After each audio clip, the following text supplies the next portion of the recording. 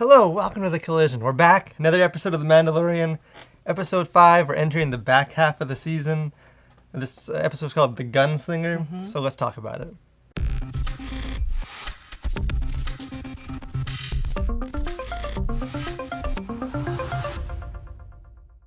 But episode 5, The Gunslinger. What were your thoughts on this episode? Not my favorite. Yeah, this wasn't that great. Yeah, there was a lot to this episode. I think my takeaway is that, at least for me, and I guess everyone's gonna have their own opinions. This was the first bad episode of The Mandalorian. I think so far they were batting 4 for 4. Even last week wasn't my favorite. It was still really enjoyable and had a lot of cool stuff. You learned a lot about The Mandalorian.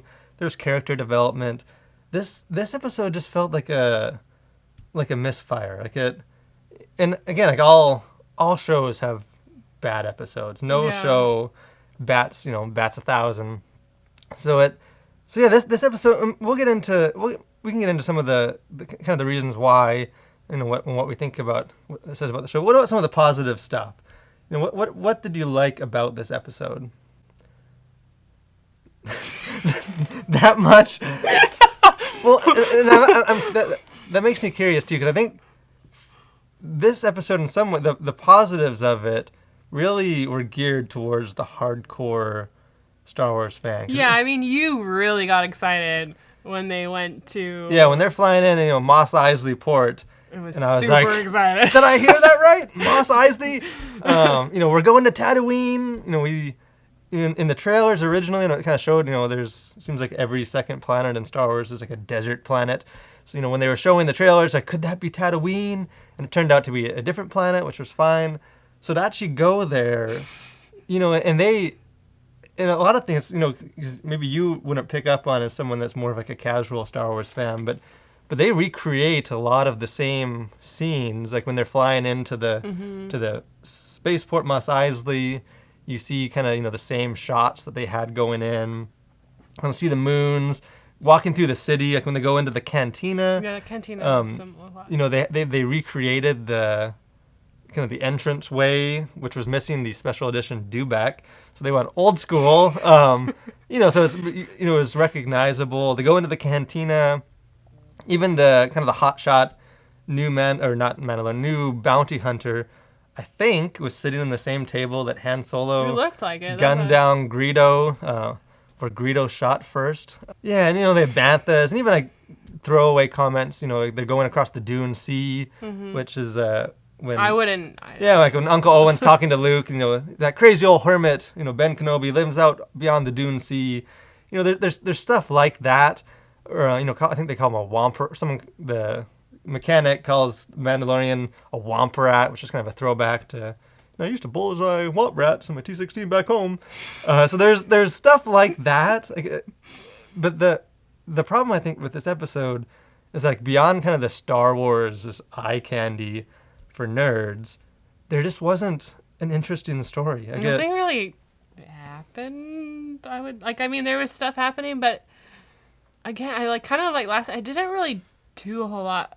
For me, at least for the storyline. I mean, maybe they're going to build off of it for the next one, but I just didn't think they will. I think, and again, who knows? We don't know. We haven't seen the whole season. Yeah. It's last week we talked about, hey, some people might call last episode a filler episode. I don't think it was a filler episode because, you learned about the Mandalorian. You learned about his not taking the helmet off. He learned that people are still up for Baby Yoda. This one, it didn't, though. Right? He starts the episode flying through space looking for a planet. He ends the episode flying through space. Nothing. He's in the same place that he started in the episode is where he finishes. Yeah. And you don't really learn. Did we learn anything about his character in this episode?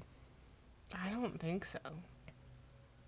I mean, other than the fact that now he's known to the other bounty hunters as a fugitive. They're after him, not just the Yoda.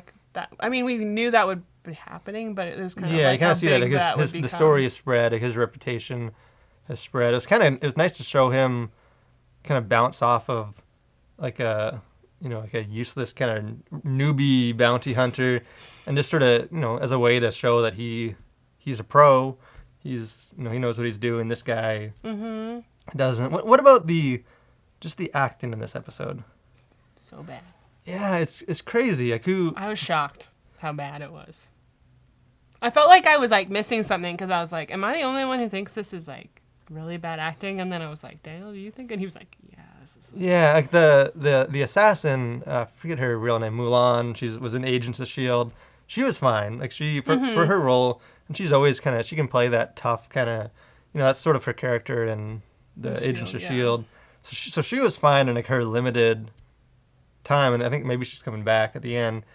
But the kind of the mechanic lady, and then the like hotshot guy, it just seemed bad acting. Like they weren't not believable. Comfortable. Like it just did not sit well in their characters, and so yeah, and they felt to me very cartoonish. And then I realized too that this episode was the first one in the series that was written and directed by Dave Filoni, who directed the first episode, but he didn't write it.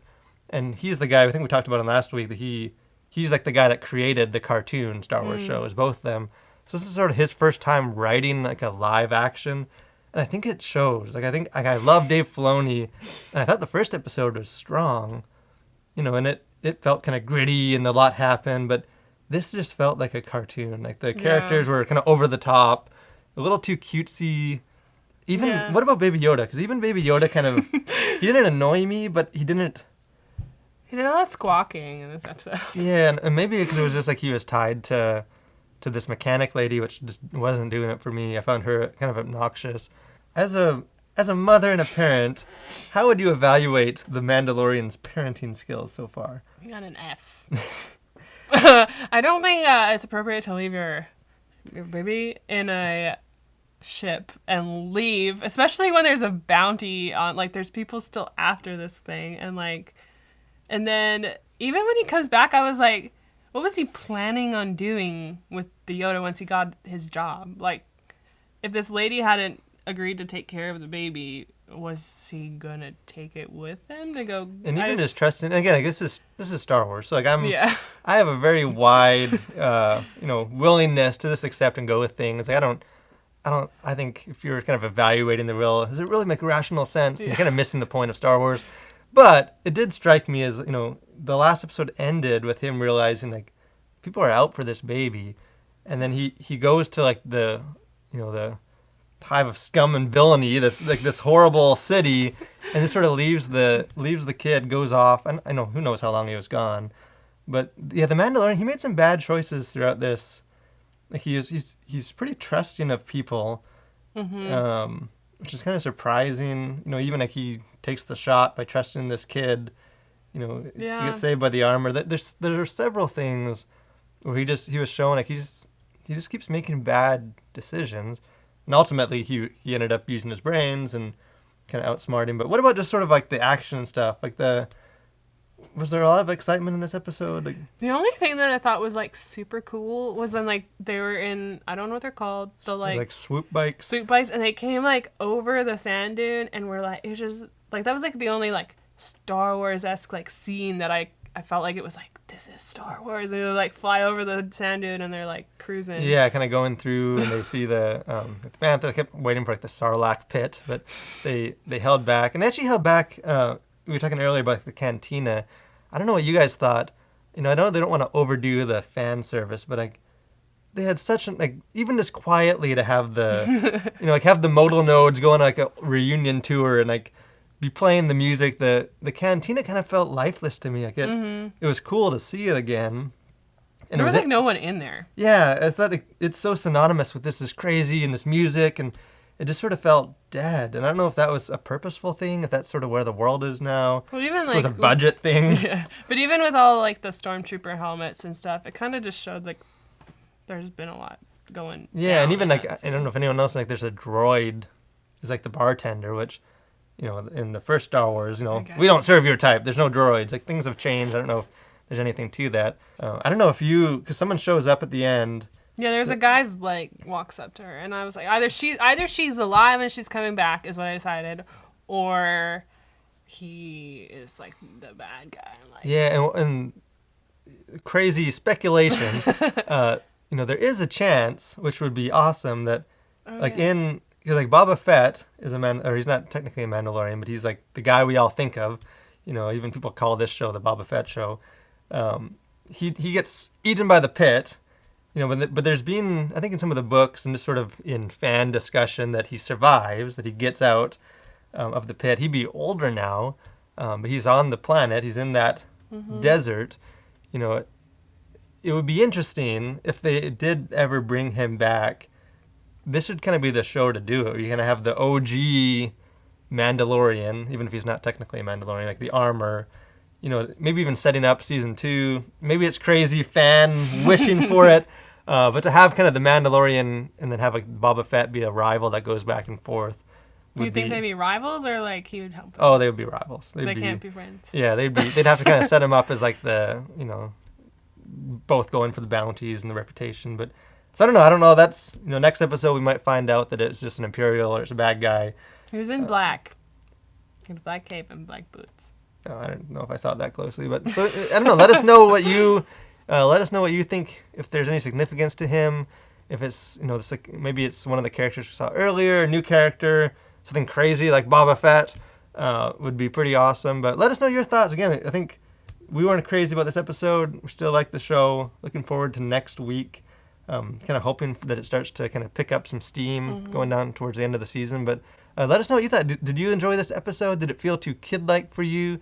Did you enjoy kind of the lighter tone, just sort of seeing Tatooine again? Some of the, maybe not as like weighty or deep as some of the other episodes. So let us know your thoughts. Again, if you haven't done so, we'd love for you to subscribe to our channel. Keep up with all our video content. We want to thank you for watching and hope you'll continue to collide with your world for Christ.